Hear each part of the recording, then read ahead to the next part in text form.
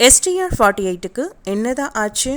பிரபல நடிகர் சிலம்பரசன் இப்பொழுது மூத்த இயக்குனர் மணிரத்னம் இயக்கத்தில் உருவாகும் தக் லைஃப் திரைப்படம் பணிகளில் மும்முரமாக ஈடுபட்டுள்ளார்.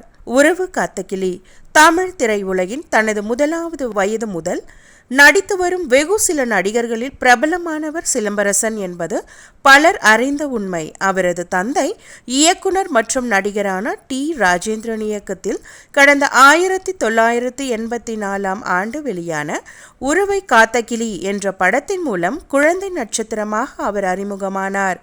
அப்போது அவருக்கு வயது 1.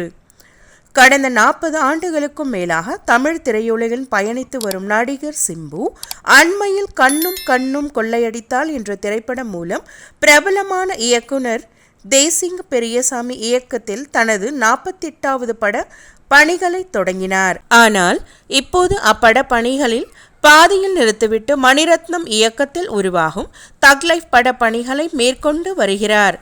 கமலின் அரசியல் பணிகள் காரணமாக தக் லைஃப் பட பணிகள் டிலேயான நிலையில் அண்மையில் உலகநாயகன் கமலஹாசன் அவர்கள் அப்பட பணிகளை தொடங்கினார். சிம்பு, அபிராமி, கமல் மற்றும் நாசர் என்று பல நடிகர்கள் அந்த படத்தில் பணியாற்றி வருகின்றனர்.